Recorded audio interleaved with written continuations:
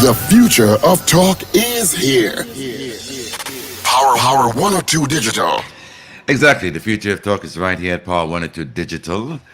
In a very short, the hosts, Karen Nunez, Tesheira, and Dennise Demming, will feature on Hard Talk. The topic today, the Auditor General's Office.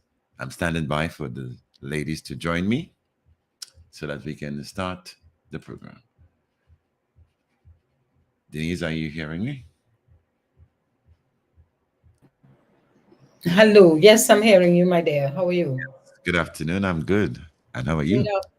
good afternoon. I am very well, thank you. I've just come back from St. Lucia Jazz, Oh, which was an absolutely wonderful activity. I Hi there, Karen. Welcome. Hi, Denise. How are you? And of I'm course, good. David McIntyre, yes. Good always afternoon, Karen. reliable. Yes, good afternoon to you too. And of course, our listeners who tune in to 102 FM, a Hard Talk. Well, they tune in every week, every day of the week, but we are on a Monday. And so we're really happy to be there with you. And Denise and her bright red lipstick as usual. I told her that today. I have to tell you, her signature red lipstick, which looks beautiful on her actually. Yes, she jazz it up. Does it have a little? Yes, and does it with such what they call it in when people wanted to speak in French, éclat, style. You know what I mean? Anyway, that's not what we're here to talk about. Style and fashion and all that good stuff, right? We're actually here to talk about a very serious matter, and it's one of those matters that it keeps on giving. Almost every day you get a new development. It's such a dynamic situation. So, thought today that we would devote the show. Denise and I thought we should devote the show to the program to dealing with, of course, none other than the Auditor General, and the role of the Auditor General, and of course what has been the developments that have come out of it. We have two guests, and we'll introduce the first. I haven't seen them come on yet, but I'm looking hopefully for Mariano Browne, our first guest, yeah, and then we pivot to Denise. To Clyde Weatherhead, who has commented quite a lot publicly on the issue, and he will join us at around 5 o'clock. But while we wait for Mariano, Karen, why should the man in the maxi be interested in this topic? And we're not using red. We're not using red, because I felt when we said red taxi, we really talking about northeast, right? I think you say about south, David. Anyway, it doesn't really matter. I think the Yellow idea was David brown. Martin. the man in the street. Yeah. Why should it matter? It's That's right. it's as if you gave someone your finances to manage. It could be a little company, now startup, trying to make something, and it's growing a little bit. Oh, I see David. I see Mr. Mariano Browne joining us here. So I wouldn't even I'll let him answer that question. Mariano, Mr. Is it doctor? Answer what question? Well, I'll tell you to stop. But are we Dr. Mariano Browne yet? No. Okay. No. This is, you have to prepare yourself for Mariano, if you understand him. So what we going? I'm happy with Mariano. Huh? Whatever else they have, I'm happy with Mariano. I've always been. You know who that sound like? You sound like Lloyd I have Best. no idea. You sound just like Lloyd Best. That's what Lloyd Best used to say. They used to tell him, why you don't go and get your doctorate? To me, you more than our doctorate. He says, I don't worry about those things. Those things don't matter. Anyhow, Mariano, we're happy to have you on the show. And I'm going to take what Dennise says as a lead first off, and it is really why she'd asked why the man in the street should be interested. But just say a little bit about yourself. One of the things that helps us to want to have you on to help us to understand and unravel this very dynamic situation. It comes a lot from your experience and your positions that you felt that have allowed you to have so much insight, both from a public perspective, from a ministerial perspective, from all kinds of perspectives. So All right. tell us a little bit about you. All right, I'm what you call it. I trained initially as an economist, and I became a professional accountant in practice with what is now Ernst and Young. I moved from an accounting firm, so I was in the business of accounting and auditing and what you would call consultancy. I moved across to Republic Bank as financial controller, stroke corporate planner for Republic Bank, and then got into the business of general management in the bank, particularly business of corporate lending. So my background, and then I moved from the bank and I set up Clico Investment Bank. And I moved from Clico Investment Bank, so that I would have spent about 9 years, 9 and a bit, in Republic Bank, and in auditing and background would be about another 7 years. So I moved to a fairly senior position in the accounting firm, and then moved onwards to the bank, and then moved from the bank. So I would have cut my teeth at the time in banking at the time when we had the first downturn in 1986. I would have been in corporate credit. So all of the receiverships that they had around that time, I would have had a hand in. Okay. And I moved from Republic Bank. I set up Clico Investment Bank, and I moved from Clico Investment Bank. And I was set up Clico Investment Bank in 1990. I left Clico Investment Bank in November of 1993 to go to Barbados to an organization called Caribbean Commercial Bank. My purpose was to spend approximately 6 weeks in Barbados to sell it. That didn't work out because nobody wanted to buy it, and I ended up running the organization and turning it around over the course of the next 11 years. When eventually it got to a stage to be sold, then I moved from that bank to what was then the Bank of Butterfield. At Bank of Butterfield, and during the time I was in Barbados, you could say I did one or two other public service things of a finance nature, and I established a private sector. A set of private sector people put together what we called, Enterprise Growth Fund, which is a quasi-development bank after the Barbados Development Bank has been closed. So to create what one would call a private sector stroke public sector participation stroke investment window. The organization still exists. It is in its 25th or 26th year. It has been run successfully since then. I left as chairman in 2007. And what did you do in 2007, Mr. Mariano Browne? In 2007, I became a political conscript. I never heard that too. I remember it in the future. I became a political conscript. All right, and Mr. Manning had called me a few times before. I had dismissed most of his I knew you told me that. interests, his request for me to become part of the government of Trinidad and Tobago. With the same reason, that I was contractually obligated to complete my requirements in Barbados. And this last occasion in 2007, I think he ignored what I told him. And then he went ahead to announce that I was a minister. That is true. You have said that so many times. So I have to students say, when you are lying, you have to remember what you said, all your lies.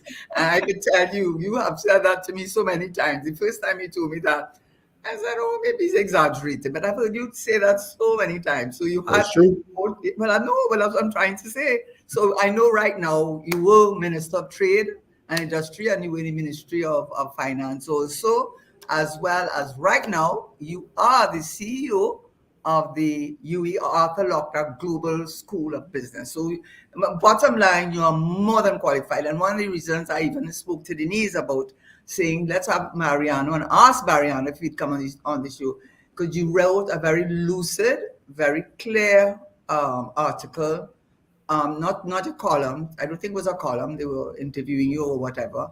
And you gave your perspective on this imbroglio, which it has not stopped. And in a way, I'm glad we didn't have you on before, because it's such a dynamic situation now that it has reached a point where, you're laughing, reached a point where we're talking about the minister setting up a team to look into, and this is the part, of course, but we're going to work backwards from this because we want your view as an What does an auditor do? Because that is what Dennise really started to ask. I started by asking, what does a man in the maxi taxi or the person in the maxi taxi, why should this be important for that person? No, very important. Very But important. why? Tell them, explain it to them. Because the Auditor General is in the position, the unique position of an independent position whose sole job is to express an opinion on the public accounts. Right? And the section 116 of the Constitution sets out what those requirements are. Section 117, subsection 1 appoints him or appoints him or her. Right? She's appointed by the president. She's subject to all the provisions of the Constitution, particularly the independent provisions as established by section 121 with respect to appointment for the period of appointment. In fact, she's appointed literally for life in that regard and can only be removed under certain circumstances which follow the Constitution. Section 116, subsection 1 provides that she'll be the Auditor General and has access to all the books and records of every public office in the country, every public office without fail. Right? And subsection 16, subsection 6 of section 16 says she's subject to no direction by any party. Right? So she's fully independent. The other part of the Constitution makes her emoluments a call on the consolidated fund, and therefore what's the consolidated fund? You know, because I know what you're talking about, and I'm comfortable with what you're talking about.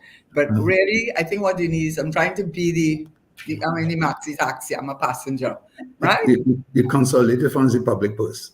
Right. That's where all the funds go into and don't come out until they are voted for at the when you have the new either budget review or the budget, and then they are allocated, appropriated from that fund. And at the end of the fiscal year, which usually runs from September or as late as October, if a ministry hasn't spent the money, they have to put it back in the fund. But there's certain exceptions. So we're not going into all of that. But what I think people need to recognize is that isn't she like a gatekeeper? Because apart from the Constitution, I actually looked at Mariano at the Exchequer and Audit Act, and it's so very clear, section 9, about what she is supposed to do. That is her job. In other words, you say it, because one of the things I did before I came on the show, and so you can explain, what's the difference between you functioning as an accountant and functioning as an auditor? Why must you audit public accounts? Why does a company that goes public have to have its accounts audited? Why? What is the importance to the person who has a little 2 shares in a company, or the maxi taxi driver want to know how his money spent for the year? What is the difference between doing that as the accountant part and the auditing part? So people really understand. She's not there to stand in the way or to give trouble or being difficult or anything. So Karen, let us allow Mariano to answer the question now. Yeah, well, yeah. Listen, I got both, on the show. Good. Go ahead, Mariano. The accountant is the guy who spends the money, or is responsible for accounting for the money. Those are the people who make up the financial statements. Right? So they could have an executive role, or they could have a purely financial accounting role. And the purely financial accounting role is a record keeper. Right? From that keeper, what you would call a bookkeeper, the highest level. Right now, the auditor, the Auditor General, has no part to play in what we will call executive functions, and the executive functions mean like approving expenditure, right, or spending money. The sole purpose is to review the systems and procedures by which those financial numbers are derived. So, for example, an accountant in public practice would be one who would give what we call audit assurance. And it's called assurance because that's precisely what auditors are meant to do. They are meant to give assurance to third parties that the numbers as presented are true and fair, as distinct from true and correct. The recognition is that you could always have 1 or 2 little mistakes that would happen. And what we do is we will, and it's now part of what we call international standard accounting practice. What you do is you predetermine what is the level of materiality by which you would make adjustments.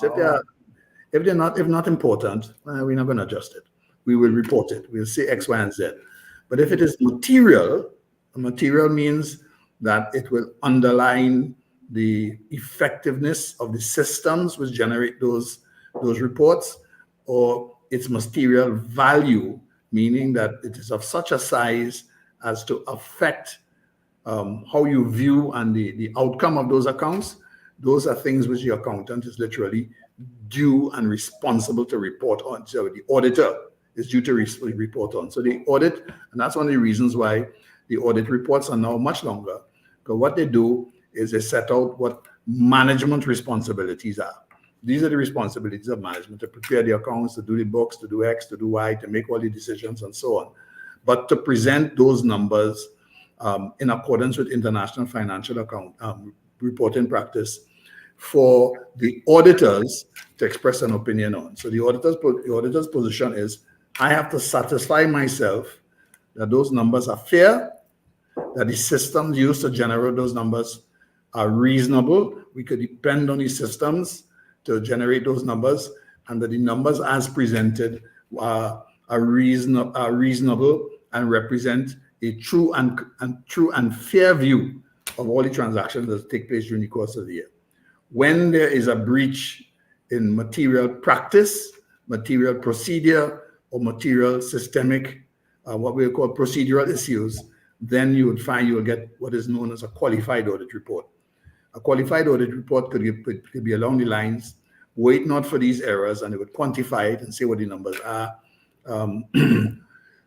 This is what would be the result is, and what would be normally the case. If there's a difference between management's opinion and the auditor's opinion, the auditors would quantify the difference and say what the difference is, which is different from a disclaimer. A disclaimer is where the auditor has come to the situation where I can't express an opinion. I'm uncomfortable with expressing an opinion, and therefore will express none. Now, that's a very unusual situation. And unfortunately, that's the situation in which we find ourselves in at the moment with regard to the public accounts. As So much as materiality did exist then in this case, because I remember you just said that if it's neither there we could make an adjustment and so on. Well, so in this case, well, all right. Let me put it this way. to this situation. What you call an immaterial error is something which is much less than 1%. Okay. All right. And now we depend upon the value. I mean, depending on the circumstances, the value of the error counts. All right. So that materiality is set on a certain standard in terms of the kind of what one would expect in terms of normal kind, what we call a normal error, normal distribution. Sometimes mistakes will be made. All right. You'll expect that.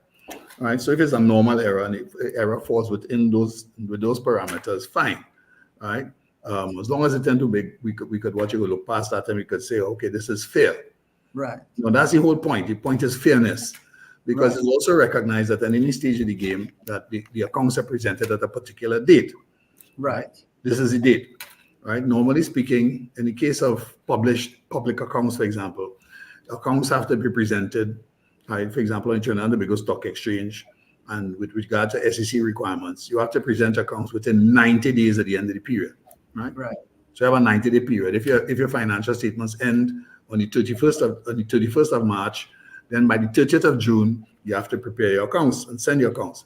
If the accounts are not ready, right, then you have to make a public statement, and you have to give either the stock exchange and or the SEC a reason why it's not. You can't just not present it. Right. In the case of the Audit Exchequer Act, for example, sets those kind of timelines.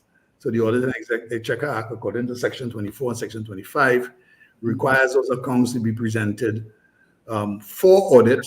In other words, the Treasury has 4 months. And the Treasury is? The Treasury is a department. Is the Minister of Finance.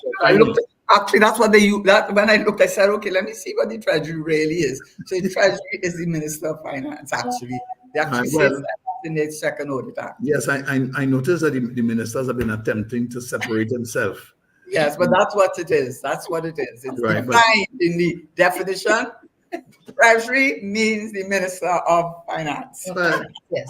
Well, literally everything in the Ministry of Finance means the Minister of Finance. I think it's minister, not ministry, Minister. No, everything there, By definition, the Treasury Department, Board of Inland Revenue, for example, is meant to be independent and separate, not independent, separate. The reason is they don't want the minister to have access to detailed records of taxpayers. Right? So that's the reason why you have a buffer level between the board and the Minister of Finance. But effectively, the Board of Inland Revenue is a subset of the Ministry of Finance. Correct. And so on and so forth. The people who deal with the foreign debt are also. And the agent of the Ministry of Finance in that regard, the government has its own banker, and the bank is the central bank. Right? So that's the kind of architecture. So that the Auditor General is a creature of statute. Right. You know, one of the things that people have to remember, and they may not understand, a creature of statute has no room for decision making other than what the Act says. Exactly. So if it says the Auditor General shall, does not mean, well, he could change his mind and he may and he could adjust it. If you shall report by a particular time, then that's the date by which you report. Whatever happened in between, that's your business. Report by that date, right? Whether it's good, bad, or indifferent, you have to do whatever is required to report by that date. That's your professional responsibility, but it's also your constitutional responsibility under the Act.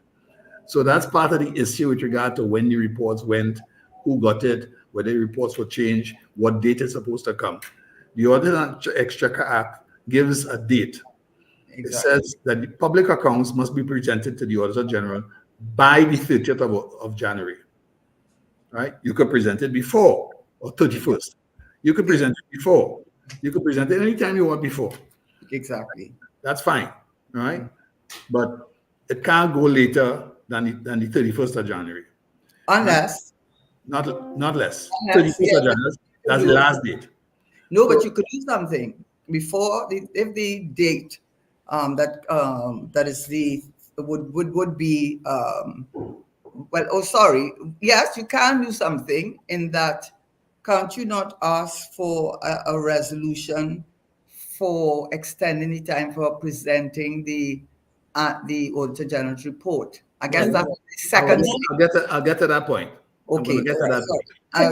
I'm waiting for Dennise to shut me up. Okay. I'm going to get to that point.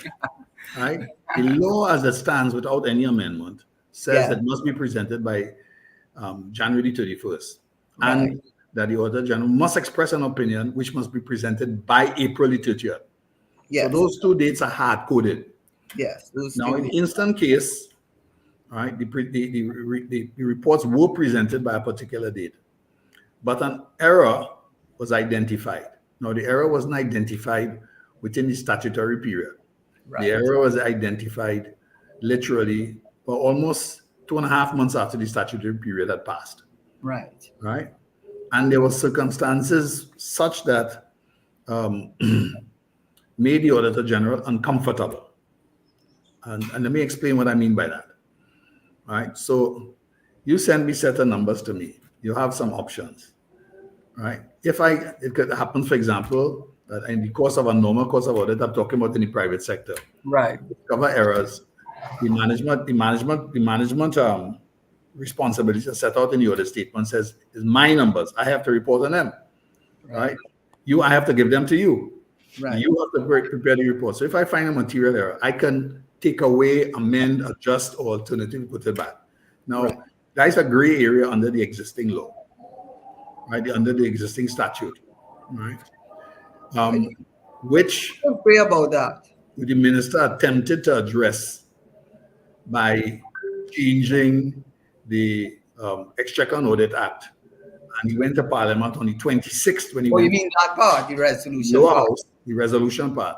And he went to the upper house on the 29th. Right. All right. In between that, it would appear, and the minister is on record at last week's press conference, publicly admitted when he was presenting his statements in the desiderata prior to the resolution, he dismissed everything that the Auditor General had said before. All right. It turns out that in submitting new numbers the numbers which were amended and or which were errors were concerned for the Auditor General's consideration. It seems that after they had whatever kind of conversation, whether I don't know whether the pre-action protocol came first or whether the pre-action protocol letter of April 15th, that thing acted. She finally, well, I have to say finally. That's what I wanted to ask you. I want to be trying to be balanced because I just want to ask that, yes, I agree. We both agree that she's a creature of statute. It's not up to her to decide things, and the legislation is pretty clear. It says within 4 months starting from September the 30th, the Auditor General shall, unless a resolution is passed, to extend the period. So it's not up to her. No resolution was passed. They did send it in on January 31st, which was the last date if you use the 4 months. And so they sent in the 61 point something billion. So, and they had never asked for an extension or anything at all. But what bothers me to... Well, before you get to that point, the real problem seems... Before you get to that point, what seems to be the problem is the identification of the error. The error was... I want to ask you this because this is the part that does trouble me a little bit. Having, according to them, discovered an error, it took her a long time from what the reports are, even from whether they made it look worse than it was, until she finally got into action and went and sent several. That is a narrative that is being processed. Yeah, but even she said that she did not go until between the 17th and 19th of April. She said that when she sent them. So why did she answer him before? Take a pin, because you've reached a situation where that's where there are some gaps here. Right. It would appear that the error was discovered by happenstance. Right. Right.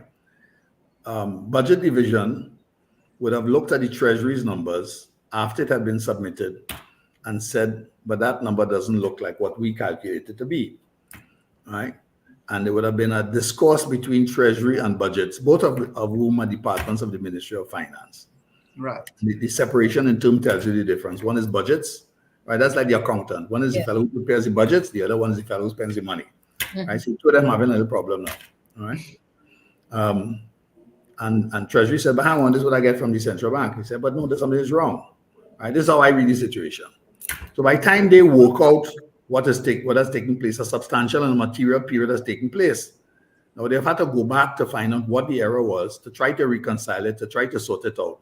By the time they reach the Auditor General now with some new numbers, it is late. It is Mariano, late. Mariano, could you tell us what was that number? The error was how much? What quantifies? Why you all keep saying it's an error? And you're using the language like they talked about. Well, hang on. An error is the result. She said there was none. It may not have been an error, but what was the difference between the Treasury and the budget people? Well, initially, when they first discovered it, $3.4 billion. $3.4 billion. $3.4 billion. That is a significant amount of money. That's 5%. So for the man in the maxi, that's 5% of his salary just accounted for. $3.6 billion, $3.4 billion is the, if you want, the Twin Towers. Right? Wonderful. Or $3.4 billion is literally the waterfront complex. In total, the whole waterfront complex. So $3.4 billion is the government campus. Yeah. So it's not a little bit of money. $3.4 billion is the budget for most. If very few ministries get $3.4 billion, the 3 or 4 ministries that get that kind of money is the Ministry of Finance, Education, right? The Ministry of Health, the Ministry of Education, and the Ministry of National Security. Right? Nobody else gets any money coming close to that. All right? Nobody. All right? So this is about twice the budget of a ministry, the next nearest ministry after those 4. So we accept it is material. So what I am thankful about this conversation is that if I look at the waterfront, then what I'm thinking is that the money that has not been accounted for appropriately, could have built us another waterfront. Yes. But what you know what is bothering me and what is troubling me, because I hear too often and I really take exception to it. I mean, she has given, sorry, I should say she, but the Auditor General, Ms. Ramdas, has explained in an affidavit of the 7th of May what her job is, right? I'm not going to go through that. But one of the things the Exchequer Audit Act does say, 9.1 and 9.2, is in carrying out her duties, she has to satisfy herself that all payments were properly chargeable and supported by sufficient vouchers or provable payment or proof of payment. So this is it says essential records are maintained, the rules and procedures are followed, and are sufficient. So that is what the Act says that she has to do, right? The Audit and Exchequer Act actually Yes. is supplemental to subsection 116. What Yeah, it but- does is spell out subsections 2, 3, and 4 of the Constitution. Yeah, but what in I'm greater trying to detail. say is that when you look at the Exchequer Audit website, and when you read her explanation, what I'm trying to focus on here is it says that you made the point, you know, the accountant does his part. Now, she is our gatekeeper. She's our gatekeeper. Some people are saying he wanted the revenue to look better than it was because international agencies looking at how they're spending. He wanted to do whatever the reasons are. I'm not going down that road. No. But I am saying that the point I am making is this. This is the point I am making. If that is her job, right? Now, she did go between the 17th and the 19th, sent 7 senior accountants, and auditors to determine exactly what the errors were. And Now, she stick a said pin now. in her Here's disclaimer, where I want you to stick the pin. Stick the pin. yes, you have to stick Right? that pin. So You have to stick that I'm pin, you're gonna saying- need to- I have to consider what you. I want to give the Auditor General some what you call it. Some. I have to put. I have been in the position of auditor. All right. Right. So we're talking now. I'm in the person. I'm the person Yeah. that people have to. You send me the numbers, right? Right. You want to withdraw the numbers, right? All Right. right. So when you want to withdraw the numbers, you have to give me an explanation of why, how, when, where. Okay. Right. So anytime. I'm not satisfied. I've gotten that. Right. And by the way, because I'm a creature of statute, Right. I have a statutory deadline. I've already done all of my work. So when you're coming, you're putting me in difficulty. I have to meet my deadline. Right. So when you make changes, by definition, you have to justify, support, demonstrate, and show me how these changes work. The minister in his presentation in Parliament on both the Senate and the lower house was careful only to speak of $2.6 billion in errors. He didn't speak to 3.4. He couldn't, because you know why? Because they themselves had to admit the $700 and something million they couldn't even find anything to support it. All right. They had to admit that. That's why they dropped the They $700. said they couldn't reconcile it. So the minister conveniently left out that part. Yeah, well, I'm conveniently putting it in for you too. All right. Well, all right. That's only 29. No, we are somewhere in between, somewhere along the line now. Documents are sent across to the ministry. They obviously have been what you contacted her. She couldn't just have turned off her phone. Something else must have happened in between that period. I don't know what it is, and it will come out in the facts. Actually, yeah. Right? But suffice it to say that if you were in the position of an auditor, right, and somebody sends you a pre-action protocol to force you to reconsider or to do X, Y, and Z about numbers that she's uncomfortable with, and in the best of it, all right, okay, God, I hear you. I don't want to get to a situation where we're gonna have a fight. I'll put the people up. We can have a fight because you're not in my house and I'm not in yours. Right. So let us go. I send everybody now. Show them, not me, show them. Yes. Right? Show them so that they could be comfortable with the numbers. Right. And you can't verify it. Right. Well, you're not making any changes in those circumstances. Right. And then what would be of concern to the auditor, to any auditor, hang on. These numbers are different. These numbers, we can't reconcile them. You can't reconcile them. And you want to pressure me into that situation. And I am meant to be independent. Well, pressure must be for a particular reason. Whatever the reason, Whatever the reason is. you cannot force me to do it.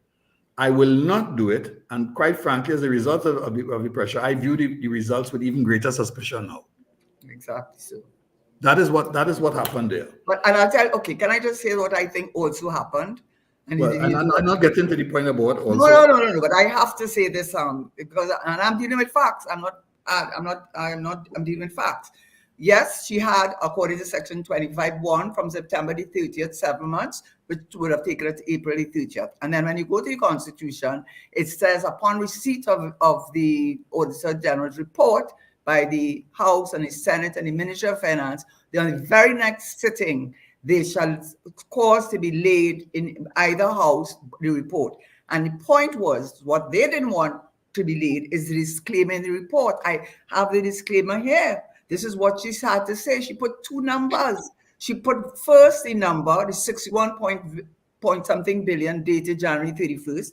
And she said what got them must have been as angry as anything, amended a revenue statement of 65 billion, whatever, it comes up to 2.5 billion. And they initially, and she must have the correspondence from the PS, Ministry of Finance, wanting her to date it the 31st, but eventually she said, I'm dating it the date I got it, which is March.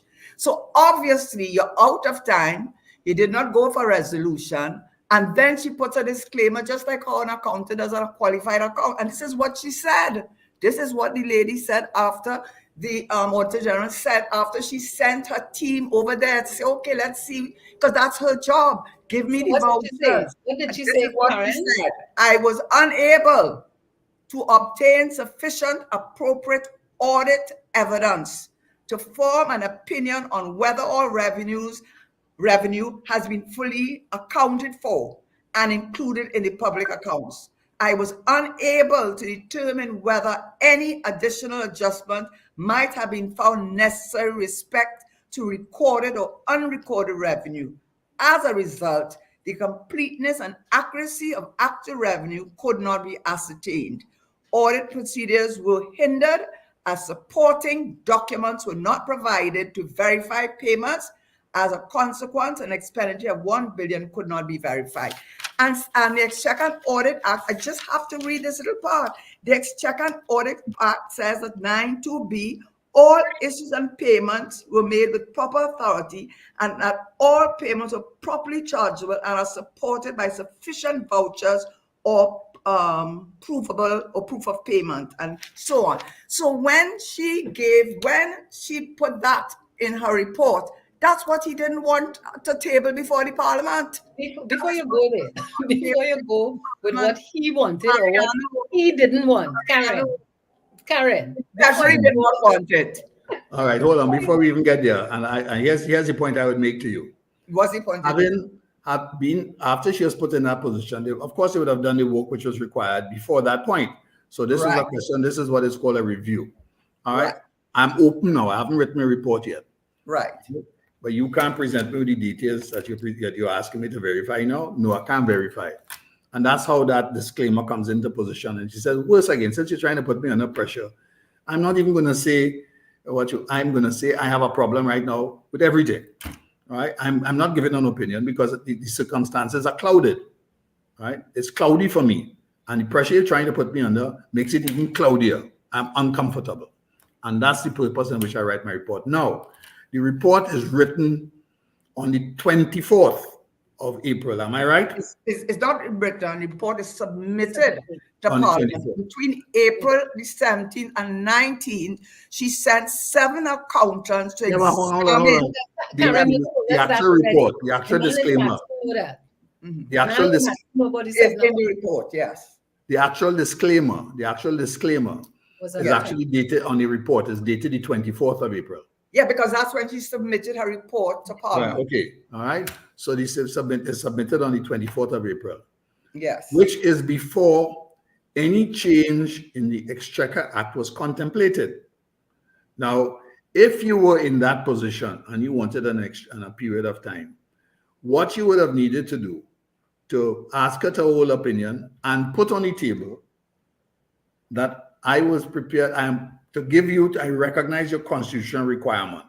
And in these circumstances, we will amend by resolution to enable you to do A, B, and C. All right.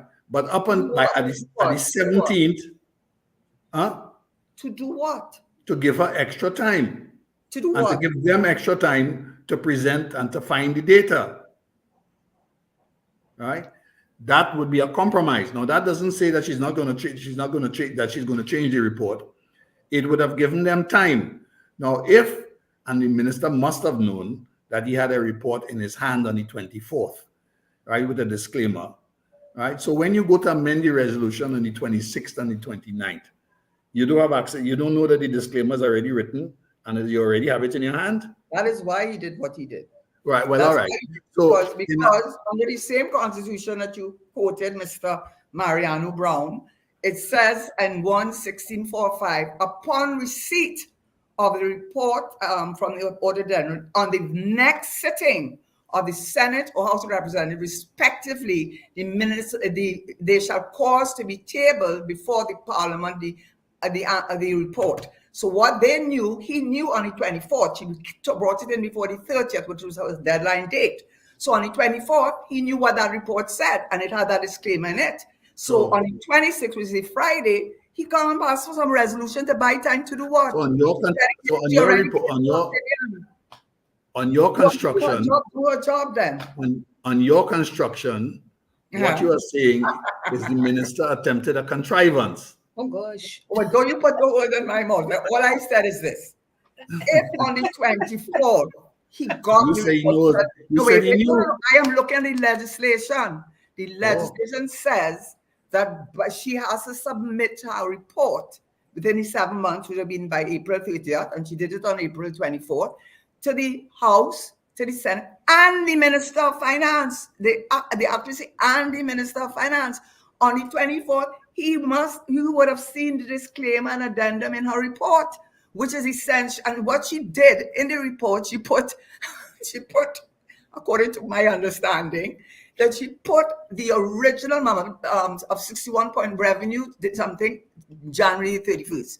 And this amended, she used the word amended revenue statement, and then she put the date, I think March or whatever. And what she's saying, which I don't know the facts, so I will not argue it at all, but I get the impression that they wanted her to just put dated the 65 million January 31st. Whatever the facts are, she put in both numbers, and then she says she explained herself. She said, the reason why I seen them two numbers is because they gave me this number by January 31st, then they gave me this other number. I tried to verify according to Section 9 of the Exchequer and Audit Act to find out if in fact it is verifiable, if they have vouchers, if they have things approved, and she could not find that information. And that's what her job is. She did her job. And when she can I ask? Karen, he's saying, well, she cannot put that report in front of Parliament. Karen, can I ask a question? Mariano. Can I ask a question on behalf of the man, on behalf of the person in the maxi? Why couldn't she? So you're listening to me, Karen? Yeah, but there's the person in the maxi, right? Why could she simply change the date as people normally do? What's the problem? Why she couldn't what? Sorry. Why couldn't she just change the date?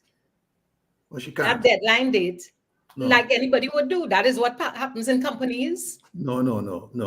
Well, you couldn't. Even in companies, for example, I gave the example of what you call public companies reporting. Public companies reporting have deadline dates too. If they can't meet the deadline date, they have to present reasons and they have to publish that they're not going to meet the deadline date and why. Mm-hmm. Right? Mm-hmm. So they're under certain strictures to be able to do so. So they can't just change the date. Right? That's not possible. So in other words, it is a legal requirement. It is a statutory requirement. Yes, it's a statutory requirement for the reports to be submitted and published on that particular date. And any attempt to change that is really going against a statute. Well, let me give you what you call it. There's court procedure, right? And the court procedure gives you time by which to present evidence.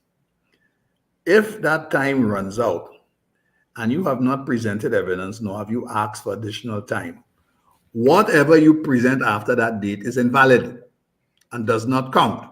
Am I right, Karen? Yeah, and I think the point that I think everybody seems to be missing, and they keep putting so much emphasis on them giving in reports after the January 31st and going for resolution after they had already submitted. So they clearly weren't going to ask for to extend because they were actually happy with what they had. I was satisfied. What people keep forgetting is that she did send a team there, and they went to find where this 3-point-something billion is. And as the Auditor General is required to do, she must ask for vouchers. She must ask. Yes, Karen. So that is why she could not put the new number without putting a disclaimer. She does not believe that figure is correct. Here's something that I want to ask both of you. How No. would you have handled this if you were in that position, the position of the Minister of Finance? How would you have handled this? Ask Mariano. But you were Minister of Finance. Yeah, but I will not hear what he says first. So he gets. Well, I mean, whenever the last thing that you want to do is to strong arm somebody who is meant to give an independent opinion. Mm-hmm. Anytime you try to bully somebody into falling line, if they're worth the salt and they have any integrity, they will view your efforts to bully them as an attempt to cover up something that they can't verify. And in those circumstances, it will only make them more obdurate or make them stronger in their opinion, right? The purpose of an Auditor General, right, and this is represented in the law with respect to audits generally. You say the purpose of an auditor is meant to be skeptical, not a bloodhound, right?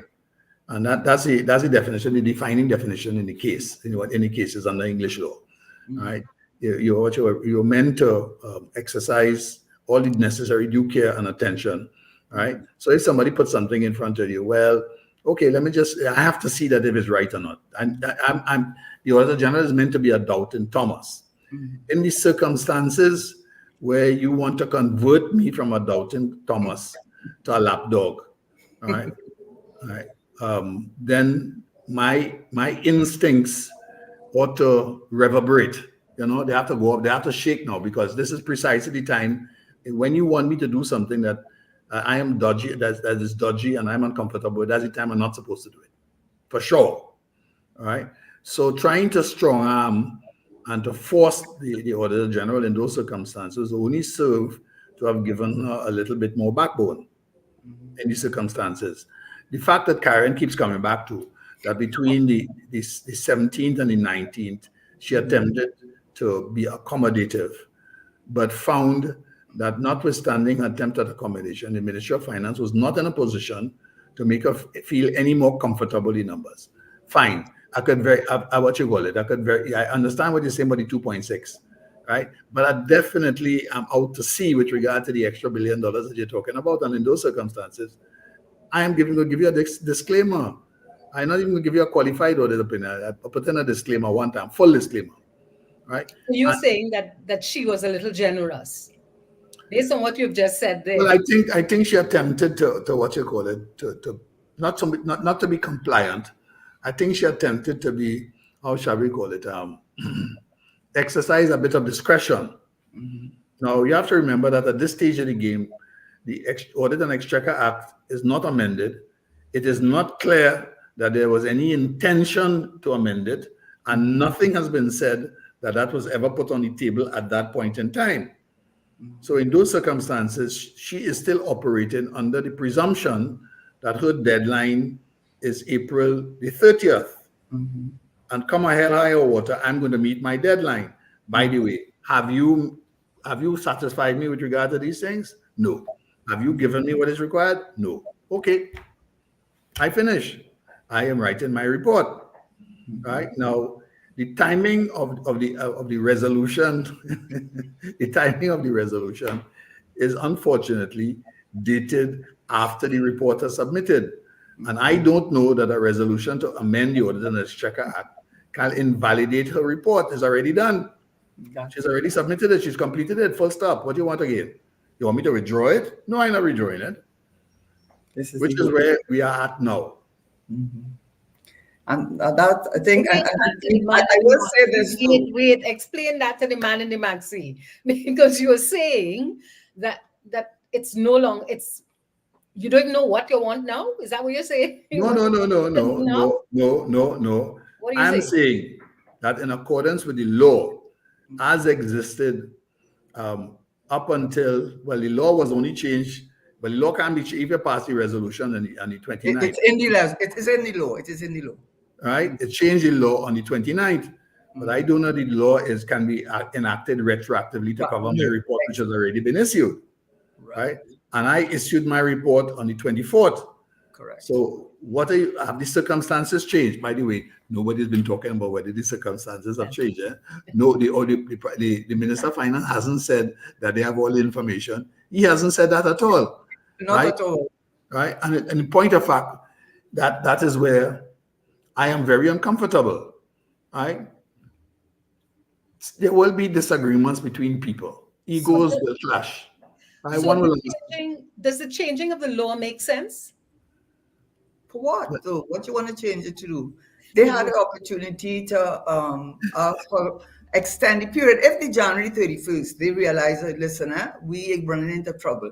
I think I understand what you're saying, though. Maybe what you think, Mariano, because perhaps this is what I thought. I think the amendment to the law is too late. No. For this makes sense. But you learn from So just now, a full parliament, full voting in parliament. But parliament doesn't make sense. Parliament does not understand the circumstances. Parliament is in the dark at this stage of the game. True. If Parliament knew all of this, you think they would have voted for it? Yes. Because they need a majority. I don't know, because my view is two independent senators actually. I didn't hear you right. Two independent senators. Okay, I think I heard you now. Two independent senators actually bellicat. Suniti Miraj abstained. Yes, abstained. Because she said in these circumstances, this ought never have to reach that stage, and therefore she's not going to be party to that, or words to that effect, right? Hazel Thompson Ahi questioned the Attorney General as to whether there wasn't another way to handle this. Right now, now that the facts have come out, I have seen a copy of the report, the disclaimer of opinion. I was actually quite surprised at it. So I commented on it for the Sunday Guardian because they sent it to me on Saturday. So I saw it on Saturday, and what intrigued me was the date. Right. Because if I were in the Auditor General's position, I would or everything that happened, I would make certain he had a copy, and he knew that by the April the 24th that he had a copy of my report dated XYZ date. Right now, in which case, what does he do? Now it is clear. I don't know when when the other paper came out for the parliamentary meeting on the 26th. Right. So I don't know if the audit report crossed the minister. When it crosses the minister and crosses the resolution, what does he do? Withdraw the resolution, or does he go ahead? Because for all practical purposes, what the change in the law is meant to do has already been compromised by the issuance of a report.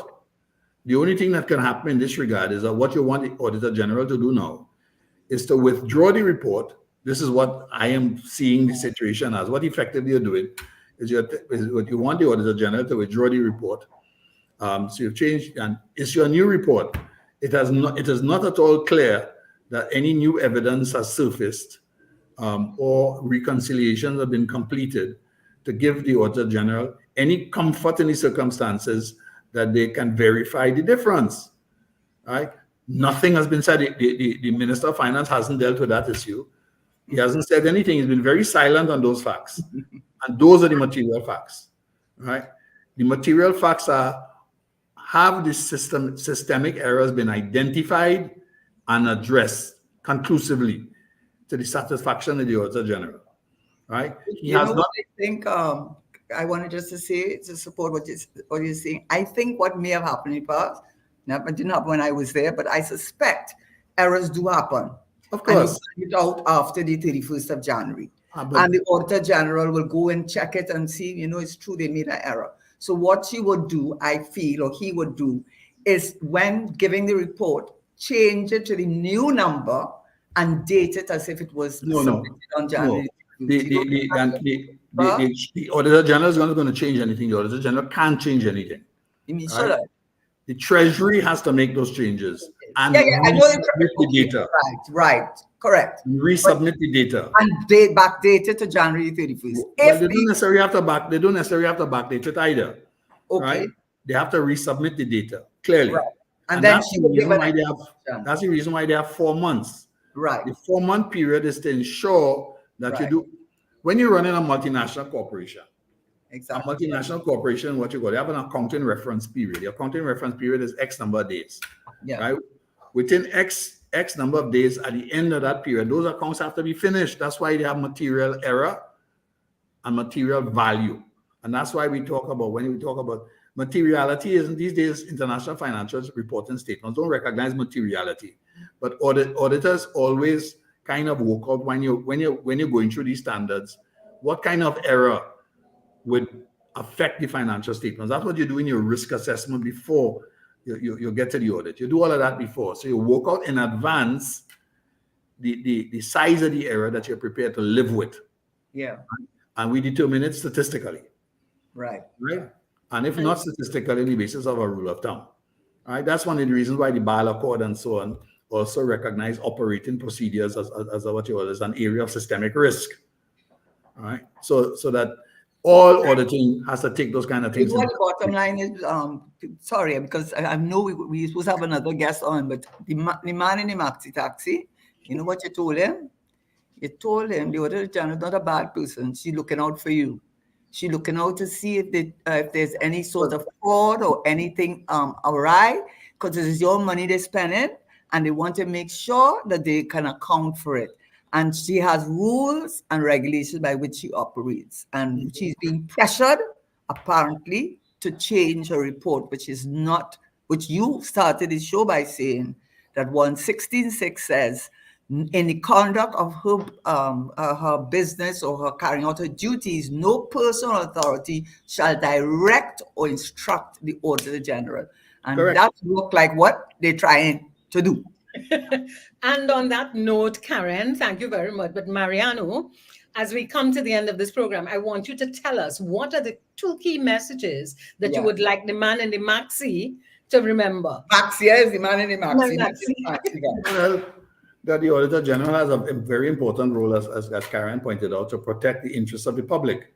And that's why they're giving an independent interest to say, well, look, there are mistakes, there are errors, and some of them are systemic, and they need to fix it.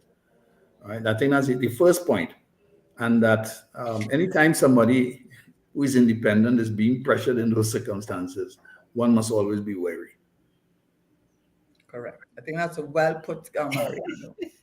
Mariano, we had nice and subtle, ma'am. Subtle but powerful. If that's not an oxymoron, but that's what it is. That's very well put, Mariano. Thank you so much for coming on the show. You did a fabulous job, and happy to have you, and hope you can join us another time. And if I can feel more comfortable with what you have said, it means the man in the maxi understanding it too. So thank you very much. Thank you. Okay then. Okay, All right. Bye. Bye. So Karen, what you got from that? Well, I mean, I think Mariano more or less reflected my views on it. There are other parts which we could explore with the next guest, and that's, of course, 2 main issues: the Attorney General with regards to the payment of fees, and now the setting up of some cabinet-appointed team and to determine how the understatement. So they already came to a conclusion, the understatements occurred. So you have already concluded that there was an understatement. When the Auditor General is not saying that, you are playing Auditor General. You put in a team to investigate and going through the back door, what to do, what 116.6 says that you cannot do. I mean, it is shameful.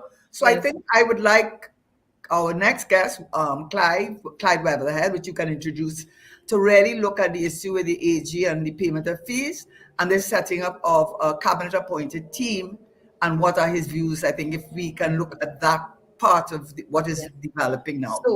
So Clyde, we're seeing you on the screen, but we're not hearing you. I think your microphone is off. We're not seeing you, so make sure you put on your camera. Yes, it was muted. Sorry. But your camera isn't on. I'm not seeing you. I'm seeing webcam utility. Okay, I'm about to see you.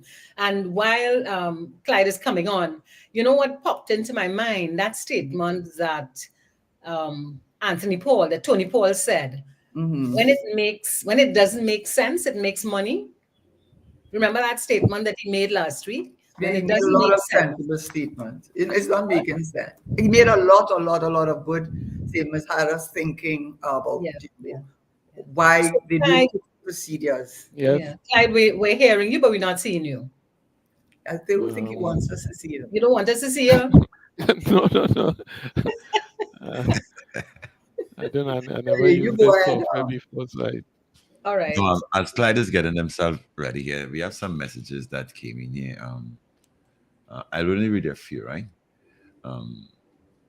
From Angie Bascom. Why isn't they going to do her job to verify the error? The Ministry of Finance practically begging her to do a heck job. Another one says, how does more time enable them to find the missing info to substantiate the missing money? Another one says, you have to submit an amended report with new date. All right? Mariano clearly explained that. He explained that you can't just submit, you can't just change the date or change the numbers, because of what is required. Another one says, you do not backdate an amended report. And finally, Daniel Knight is saying, the Auditor General is playing politics. Okay, so I guess my good friend here, Clyde Weatherhead, is very, very articulate. So I'm listening attentively to this segment of the program. Ladies and Clyde Weatherhead, welcome. Hello, good afternoon. I'll let Dennise take over from. Okay, Clyde, thank you very much for coming to our show today. We appreciate your presence. Before we get to the serious part of it, Clyde, can you share with us something that people wouldn't know about you? Something that people wouldn't know about me? Yeah. Well, I'm back into photography these days. They could look on my Facebook page. They would see some of my work. I'm a panist. I've played Steve band with several band sides over the years. I've played mass. I produce children's mass. I write books. I have books on Carnival, on the history of Trinidad and Tobago, pre-independence, post-independence, on the economic developments of Trinidad and Tobago for the first 56 years of our independence. I may update that for the 62 years this year. Okay. That's quite a lot. And you see how that very simple question gave us so much more about your background. So tell me something. I don't know what's the problem with the camera here. I've never used this particular. Yeah. It shouldn't, well, whatever. We'll just continue as we're going. According to the Constitution, what protections are afforded to the Auditor General's office? Can you just go through that for us? All right. Well, there are a couple of them. First of all, the Auditor General in the Constitution is not to be subject to the direction of any person or institution, meaning neither a human person nor a corporate person can direct the Auditor General in the performance of her duties. And that brings me to the point of the Attorney General's involvement in this matter. Because the Exchequer Act also says that if the Auditor General, in the course of her duty, thinks there's a question about the law which is supposed to guide her, she must go to the Attorney General for advice. And it says he shall issue a written opinion to the Auditor General. He shall. He must do that. When she went to him, which I think predated, and Karen, the importance here is that we don't have a full timeline, nor did the Parliament have a full understanding of the documents that existed and so on, and they made a decision in the dark. So they voted along party lines for the those who have parties, and the independents, well, they were bamboozled in the end by the Minister of Finance, who said she lied about the date, and I will have an inquiry into that, and I will send it to the Public Service Commission to see what they could do about it. Now, here's where the AG, I think, went completely wrong. If he's required by law to provide an opinion about the law applying to the Auditor General performing her duties, which she did ask, because I think the question on her mind was, He did. can I accept new accounts after the 31st of January? Correct. So she asked the Attorney General, please give me an opinion on that. He says, no, madam, I'm already giving the Minister of Finance an opinion on that. And he says that's a conflict of interest, which I disagree with. He's the Auditor General. There's no case in the court. There's no litigation going on. There's not even a pre-action protocol letter. So according to the Minister of Finance, we are on one team. He keeps saying that. He said that in the debate. And he said, well, it's one team, so she could talk to us. Why she can't talk to us? Why should she talk to you when you have said to her initially in February or early March, well, we think we have a problem. What's she going to listen to you about? What you think? You have to present her with accounts. So she's asking the Attorney General, can you advise me, please? What is the law? Can I accept accounts after the 31st of January? He said, no, madam, I can't, because I'm already advising the Minister of Finance. He comes afterwards and says, well, that would have been a conflict of interest. Karen would know that in matrimonial proceedings, which is really divorce proceedings, Oh my God. anti-matrimonial proceedings, an attorney can represent both the petitioner and the respondent. Even Is in there a conveyancing, conflict? even in conveyancing matters, especially Even conveyancing. both Right. the vendor and the So just now, So on is behalf there a of conflict there?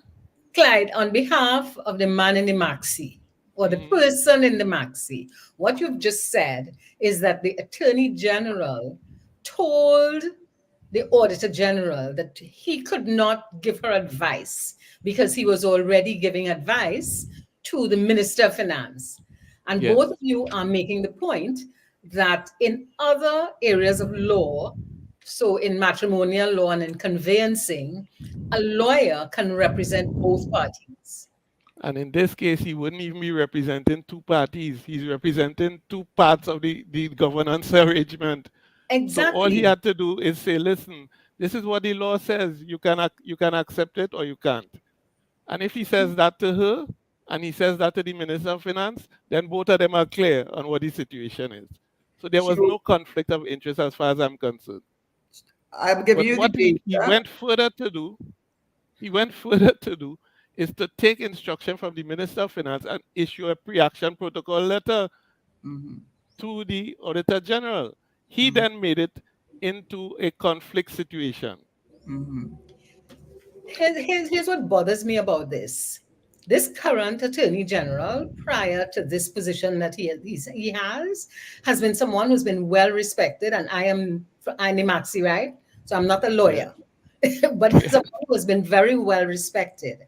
And what you all are saying is that in this situation, this could have been resolved by mediation, by collaboration. But instead, he took a position that I am supporting the Minister of Finance, therefore I cannot support you, the Auditor General. And subsequent to that, a pre-action protocol letter was issued, which means he jumped from that statement into total conflict. Is that the understanding that I should have? Let me just clear up the dates. He jumped from being advisor some dates, Clyde. to representing a side. Okay. let me just give you some of the dates. The April 15th, the pre-action protocol letter was sent to the Auditor General threatening legal action if she did not accept the amended documents. That's on April the 15th. So on April When the did she ask for 17th, the opinion from the I'm Attorney going to give General? it to you now. On April the 17th, when she got that pre-action protocol letter, she wrote the Auditor General, according to the data that I have, information I have here. On the April the 17th, she then wrote, the auditor wrote to the Attorney General asking whether she could receive amended statements of revenue. On April the 19th, the Attorney General advised her in writing, I imagine, that he could not render legal advice, but he would pay any, she had to get independent legal advice, and he would pay for any reasonable fees. So the So 15th what was you're telling me is that she asked for his opinion after yeah. he issued the pre-action letter? I'm just telling you what happened. It's April the No, but tell 15th. us what date the pre-action letter was issued. On April the 15th. The pre-action protocol letter was issued to her. I guess from, I don't know, from his ministry. I don't know if it's from the Attorney General himself or from his ministry. So when she got the letter, she turned to the Attorney General and wrote him and said, listen, I need help. I am being threatened with legal action if I do not submit an amended statement of revenue. And she wanted guidance from him. And she wrote him asking whether she could do that. And he told her on the 17th. Well, could I add here Yes. that according to the Minister of Finance in the Yeah. Parliament and outside, Yeah, that I on the know. 17th, the Yeah. Auditor General Wrote. told the Attorney General that she is willing to accept the amended thing, and it must be delivered by 12 noon the next day. That's what the Minister of Finance says. Well, So it sounds to this me is her that statement. she asked for advice before the pre-action letter. Well, she may have And the been asking response was to advice issue the verbally. pre-action letter. No, but We no don't matter know how. the answer. We don't know the answer because all this is going to end up So in here court. we are with the Auditor General, in my view, taking a political position to support his minister against the independent office. You mean the Attorney When the General? law requires the Attorney General, when the law requires him to give an opinion to the independent office. Yeah. So I think he's in a bad place with that. So when we go down the road, the question you asked was whether he should pay her fees. Well, you issue a pre-action letter. And if you are saying she responded to the letter, and then she issued her own pre-action letter after they both spoke in the parliament, after they both spoke in the lower house debate, she issued her pre-action letter. Then he needs to tell himself, well, based on my action, should I only be paying for advice when it's not really? I already told you, man, if you don't respond, we carry you to court. Well, and the thing about it is that this is. And as you said with Mariano earlier, Mhm. her emoluments are to come from the consolidated fund. Mhm. So if her office is sued or threatened to be sued, and she responds, who is to pay for that?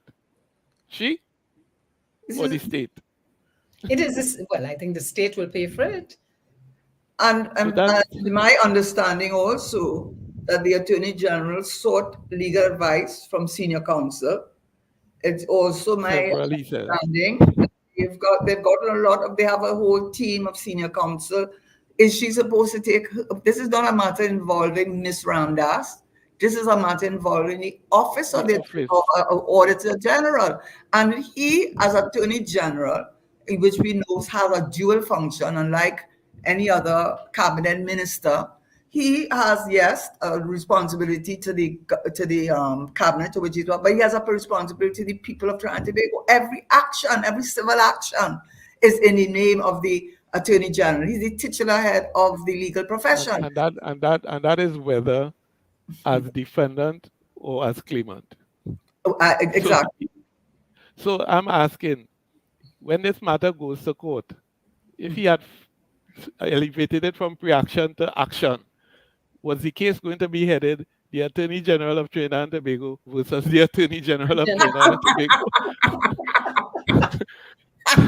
I asked that question 2 weeks ago. I haven't got an answer. And I also have been discussing with some people, and they've been asking me, what happened to the first report that she sent to the Parliament, which you all ended your discussion with Mariano on? What happens to the report now? It's there. But Can't withdraw it? No, but you see, that's the thing.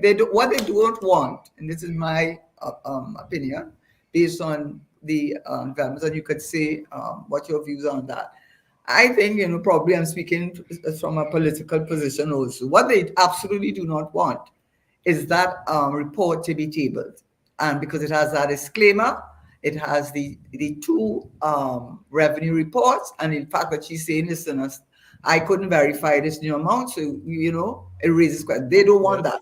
The second thing they want is, in my view, is they want to find a way to have her removed. That's what I think they want to do. Okay. And the problem is on the first point there, Karen. Okay, let's do the first point. That's what I gather. That you just made just now. Mm-hmm. The terms of reference of this investigation, which the minister now calls an internal investigation. So it's internal to the ministry, but he investigating the central bank to see if the software they're using good or bad. He investigating the Auditor General, right? And he says there's an internal thing, and he's using external people. So in the terms of reference, the last full one before any other matters, he says he wants to find out the facts about why the Auditor General said what she said in the addendum and so to her report. Who else can answer that but the Auditor General? Nobody else. So this committee is set up to investigate the Auditor General. Here is what the Constitution says. In Section 116 and 17, it establishes the position of Auditor General. It says that this position is to be filled by the President of Trinidad and Tobago after consultation with the Prime Minister and the opposition leader. Having appointed the Auditor General, the office is subject to Section 136 of the Constitution. That is the section that deals with disciplining or removing the DPP, the Auditor General, and other independent officers and members of the judiciary. So when I heard the opposition leader said, well, they shouldn't have this team, this investigative team, but they should have the Public Service Commission.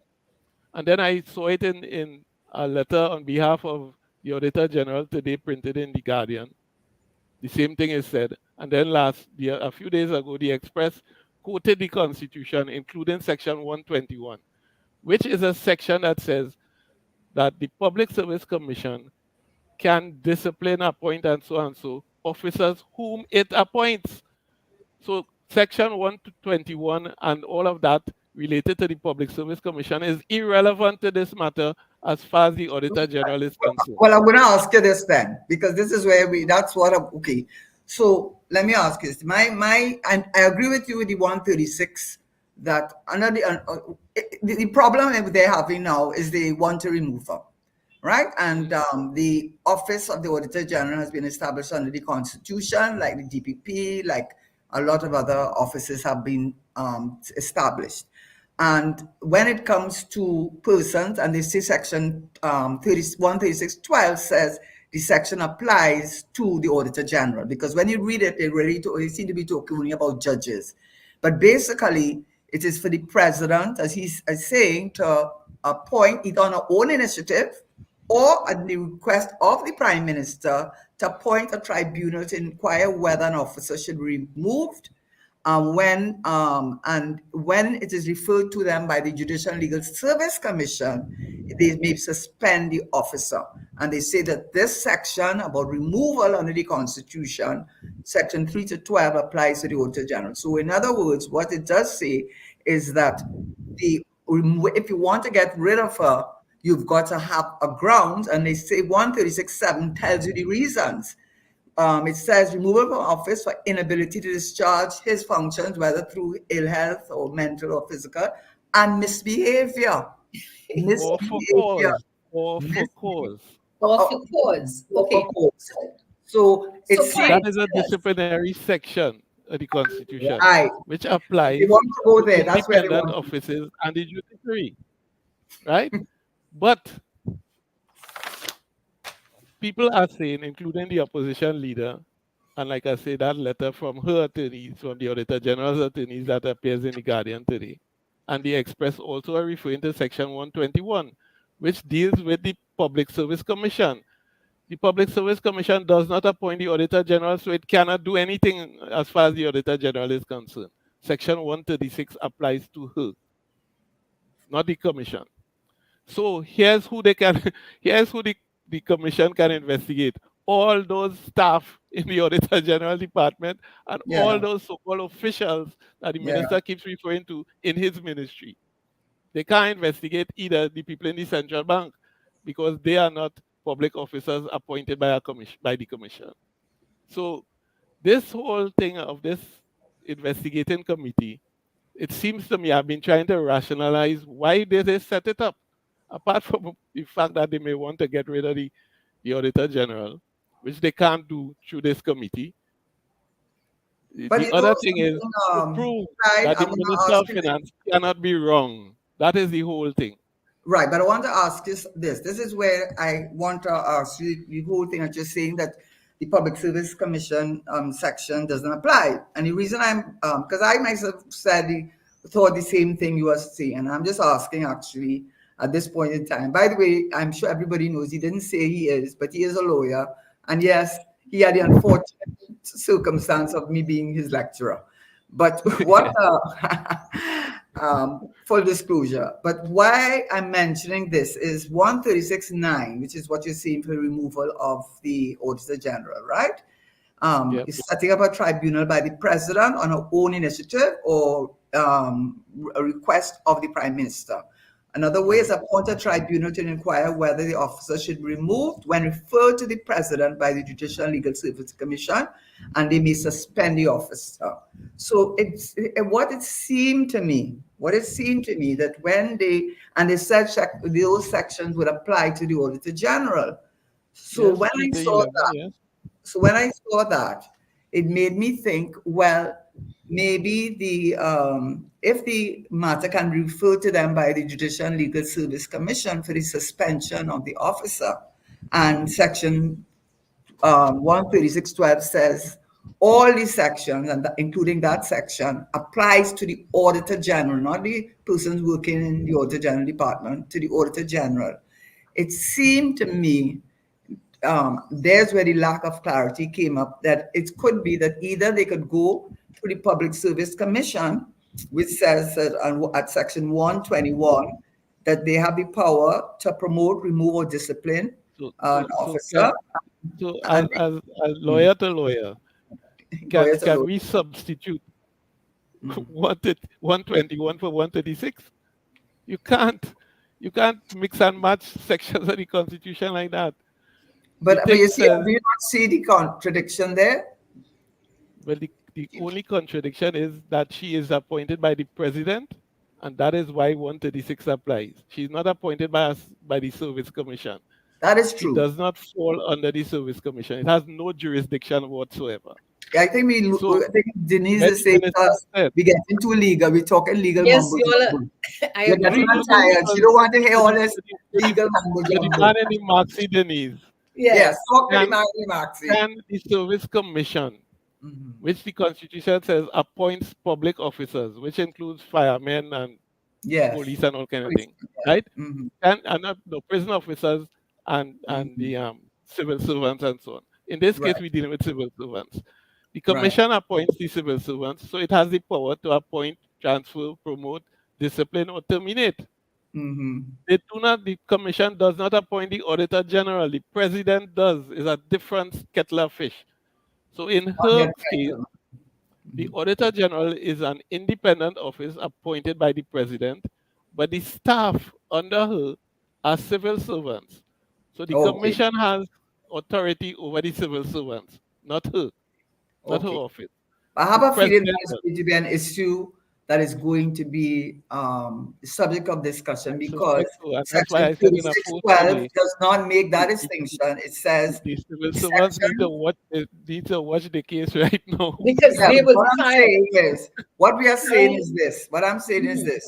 Because of Section 3612, which deals with the powers to set up a tribunal and remove remove a person, and 3612 says this applies to the Auditor General. There's no question. Yes.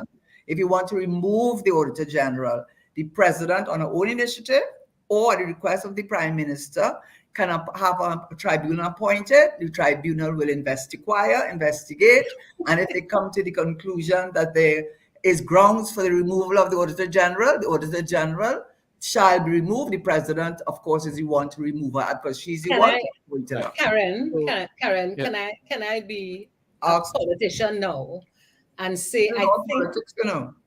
look, here's what I want to say. I happen to have the Auditor General's report on the public accounts of Trinidad and Tobago 2023, and I want to read a I wish we sentence from all it. did. Yeah? I You wish better we send, all I have did. to ask you to send it to me now, Dennise. I didn't read it before I send it to you. I'll send it to you, but just now. I Anyway, wish go we ahead. also all had the Attorney General's pre-action letter to the Auditor General too. So, Go ahead. Clyde, you know the document I'm speaking about. I know the title of the document. I have never seen it. I don't know what it says. All right. None of us It's have, under because a they never laid it section. in the Parliament. All right, under a section called Report on Other Legal and Regulatory Requirements. That's the heading, and a subhead: Payments out of public money to members of Parliament.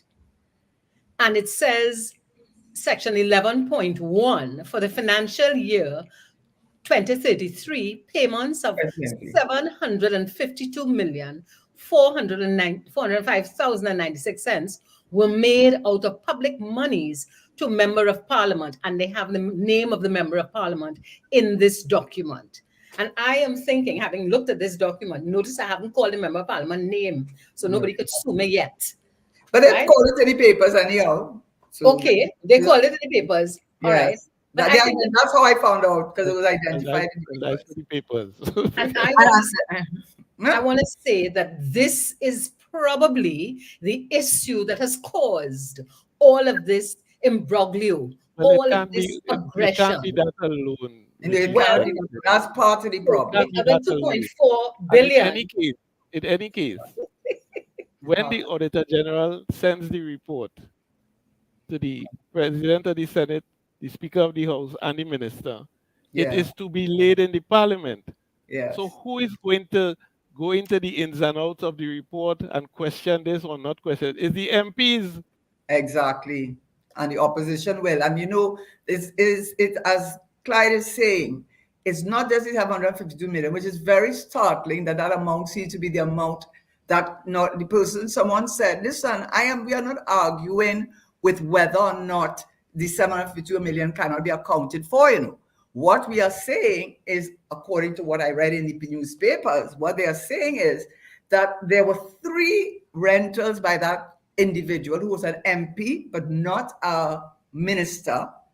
And only 1 rental was accounted for, and 2 of the rentals were not accounted for, and 1 of them was to the Ministry of Finance. That is the issue that was brought up over the rentals. So I don't know the rentals. Karen, we are told we in the middle of a constitution discussion nationally, right? And Yeah. we are told that the present constitution says that the people of this country are represented by the members of parliament who hold the executive accountable. All right? Right. So even if this person is an MP but not part of the executive, then the members of parliament should be holding that person accountable. So when they receive the report, they will have to question that. That is their role. The issue here is that we're not on that. The minister has set up a team to investigate an ongoing audit. He extended the time. And you said just now, we don't know if they have any real new information and so on. But they gave themselves until the end of this month to supply the information. And you know what is very Is telling? this an ongoing audit? You know It what is I not- found it is sounds very like an ongoing telling? audit. Yes, it You sounds know, like an ongoing audit. you know what is a How very do you audit an audit that is ongoing? already completed? But you know You what I find very telling is the term of reference. First was a cabinet appointed.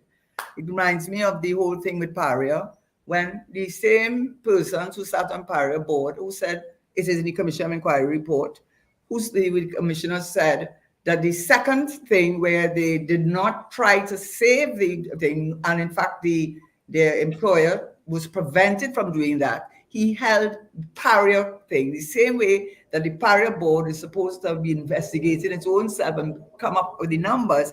They appointed a cabinet and look at the terms of reference. I mean, look at that as psychological, as to the understatement of revenue dated January the 31st, to determine the circumstances that led to the understatement. So you have come to a conclusion. You have come to a conclusion that the revenue was understated in the public accounts for 2023. And what is done to prevent it? Determine what happened between the Ministry of Finance staff and the Auditor General staff. And this morning I heard an impassioned plea on behalf of the civil servants that why, if you know the bacchanal that went on, she ain't talking to the people from the ministry because Imbert is spreading that all over the place. Did she have to talk to them? No. No. She is saying simply, the deadline passed. If you want to bring something else, you bring it. But don't come and tell me you think it have a problem. I can't deal with what you think. Bring the problem. So but she did look at it. And when she did ask, say, listen, after the pre-action letter, I will accept it. She said, I did investigate it and I found no supporting documents. That's what an auditor does. So the question here is that they went after that to extend the time. So the end of this month, they have to send the documents. If they can't, that's the end of that. When you say what do you mean? But what I think would have been a far more... Karen, Clyde, when you say that's the end of that, what do you mean? Meaning back to where we were before the motion. Because if they can't supply the documents, there's nothing new to add to the report.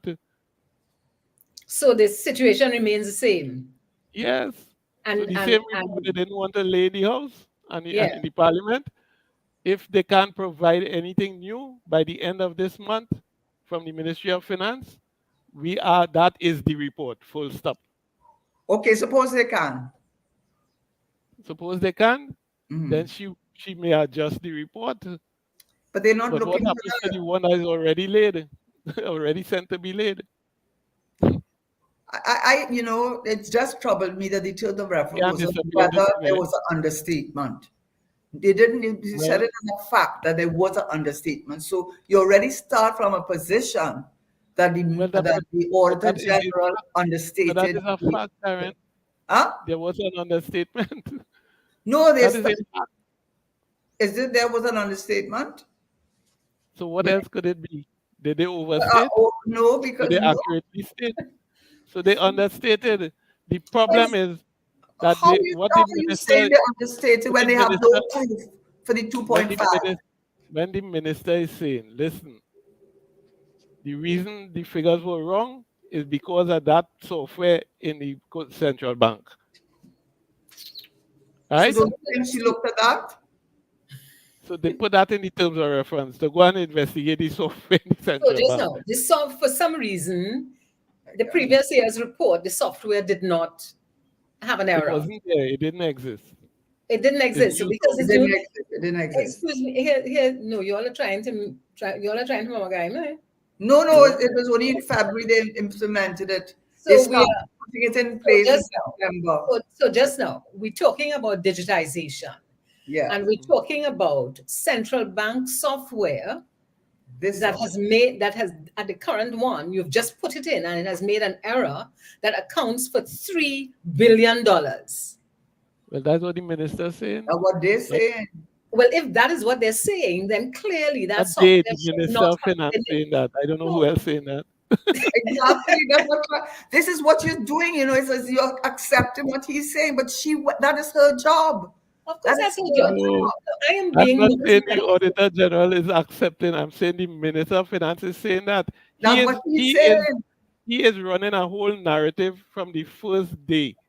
Mm. He going in the media, then in the parliament, then back in the media, then back in the parliament, and so he going and he's selling a narrative that the woman didn't talk to my officers and she put them out and she ain't listen to them like she bound to listen to them.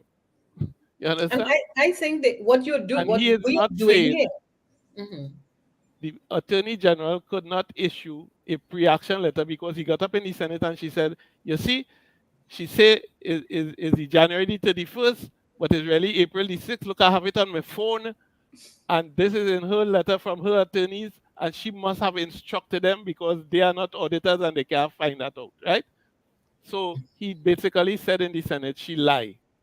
Then he turns around in a media release this week, which he read at the postcard as acting Prime Minister and Minister of Finance, and says, well, really, the first time we send the documents, we really send it with a January 31st document Twice inside is there. that way, according to her Understand? letter. So, but the second time we sent it with the 16th of April date. And then the Auditor General says, well, whenever you send it, I take it, I look at it, and I send people to find out the supporting documents, and you ain't supply it. This is the whole. So those are But the questions that the Minister of Finance needs to answer. Where are the supporting documents? This is not about whether she lie or you lie or who lie, but that is the narrative he has set up. Because I'm saying again, the only logic I could make about all this investigating team story is I can't be wrong. I am calm in, but I cannot be wrong, right? I cannot be wrong because I I I I'm could go always to right. the Attorney General anytime to tell the Auditor General how to do her job when the Constitution says nobody must tell her that. So I could break the Constitution and I must be right because I'm common birth. I So, can't be wrong when I Clyde, tell the Auditor General issue a pre-action letter to the Auditor General to do the same thing, direct her what to do, which and is wrong Clyde, in the Constitution. Clyde, I hear what you're saying, and my interpretation of the behavior we're seeing from our members of parliament is that it is consistent with command and control as the management strategy. So there's no question about you even challenging what I have said. I will tell you what to do, and you have to do it. And we have had that is how the colonial masters managed us. And in almost 62 years, we've not attempted to say, well, we will work with collaboration, we will work with Yes. intentionality, And we will and in work the with case vision, and so on. in the So case that of the Auditor attitude, General, because the same Constitution says, boss, here now, you can't tell she nothing because That's nobody must tell she how to do. and we know something, Denise and the listeners, they're taking this thing as this personally, the individual. This is not about the personalities. This is a person whose job it is to protect you and me, to protect. That is her job. And that is why they have the Auditor General Department. And she is doing her job for you and for me. Well, Now, if the Minister of Finance is unhappy, if she is bound by statute, and that is why they have that section in the Constitution, because they want to prevent any political interference or direction from a minister or the treasurer or any other person to tell her how to put the account, what to put in the account, how to write the account, because then she will be failing in her job as an auditor. And I just want to give an update. Her team, they want to go to the Privy Council with this. I know that, but they want to go beyond just the question of the Attorney General saying he's not financing her legal fees. All he was intending to finance was her legal opinion. But where it had reached on April 17th is not where it has reached today. So she could not have anticipated that. But that's not the only thing. They said as soon as they appointed that team to inquire into the understatement, they are going for what they call judicial review. Judicial review is saying that we are going to ask the court to look at whether the action, this quasi-judicial decision to inquire into the job of the Auditor General, what her job is. This is what they're really doing. They're investigating her indirectly, whether they have the authority. It's very direct, Karen. It's very direct. Read the last full thing under the terms of didn't see reference. the whole thing. To determine the facts of why she put these things in the report and the addendum. So this going to the Privy Council. This is going, and that's where they want to go, by the way. They want to go to the Privy Council. And as soon as they appointed that team, it gave them the locus to now say, we're going for judicial review, to say you are acting as a judge and jury, quasi-judicial capacity, because you're investigating the Auditor General, which the Constitution says you cannot do. So we are saying they're acting outside the authority, ultra-virus. I imagine that's the argument. And it's going to go all the way to the Privy Council. And then we'll find out. Reginald Dumas. Who's this? Because Reginald Dumas, yes, went to the Privy Council and established that a citizen can sue the executive if the citizen is not directly affected, but believes that the Constitution is being violated. That's correct. Contrary to good governance. Reginald Dumas established that for all of us. You want to establish that? Clyde and Karen, talk to the man in the maxi. But we just what that means. Tell us what that means. Reginald Dumas' case basically says that like Tom, Dick, Harry, and Harilal could sue the executive, the cabinet, if they breach the Constitution in terms of doing something wrong. Even if it is not personally affected.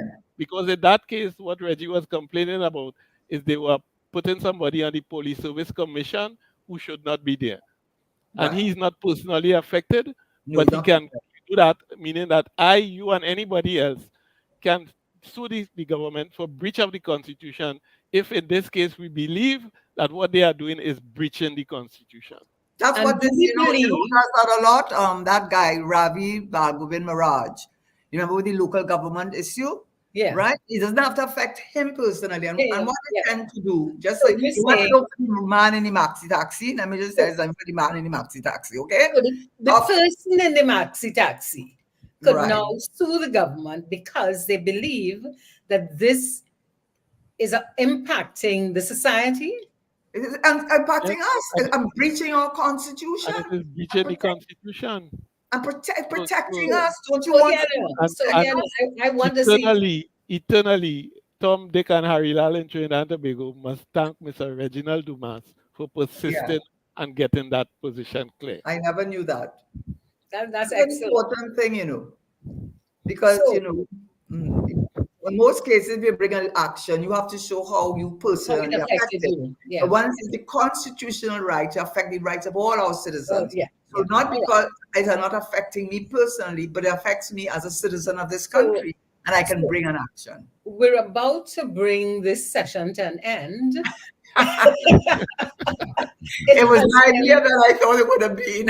It has been a wonderful session because there's a whole lot that I have learned, and I want to thank Mariano and Clyde and Karen for my education, especially since I keep taking the position that I am the person in the maxi and I don't understand what I'm talking about. And Dennise, just one last point. Right one in the maxi taxi. Don't worry about that. In terms of reference, very skillfully leave out to investigate whether the Attorney General and the Minister of Finance breached the Constitution by issuing pre-action letter to the Auditor General. So, although it is a terms of reference that was clearly well identified and so on, it leaves out one of the most important things. Yes, so they're only looking at other people. They're not looking at whether the Attorney General and the Minister of Finance breached the Constitution. And they're coming to a conclusion that there was an understatement, and she's saying no, there wasn't.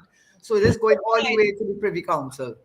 So, Clyde, as we come to an end, before you guys complete, there are so many messages coming in. I'm just going to pick out a few from Lala, Lala. I'm just going to leave it like that. I applaud the Auditor General in protecting the integrity of our office on behalf of the people of Trinidad and Tobago. We need more public people, more public servants like the Auditor General if our country must rid corruption. And there's a whole lot more that The person even concluded by saying, this session was very informative, and I wish to thank the moderator and her participants. So I cannot read all of them. There are too much. But you can So Dennise, the I will man in send the them to you guys, taxi okay? got the message. Yes, yes. So before we leave, Karen, and Yes, thank you madam. very much, Clyde, is there any kind of closing remarks you Yeah. wish to make?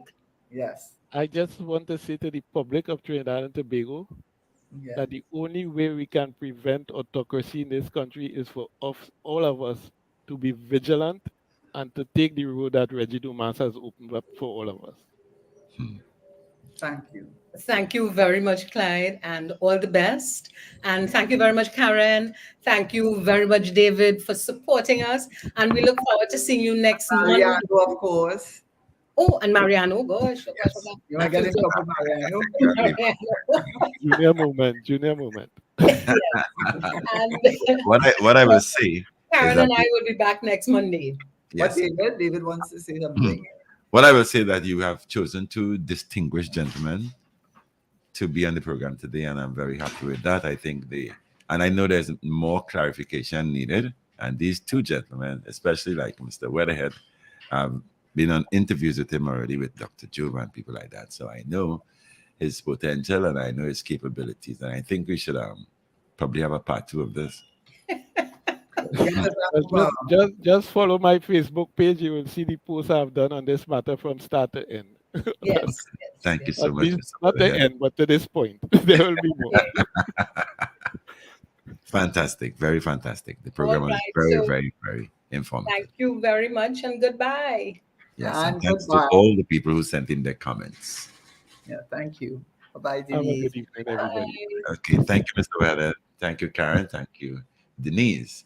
That's it for today's edition of Hard Talk, Power 102 Digital Monday. Karen and Dennise will be back next Monday with another saga of Hard Talk, Power 102 Digital.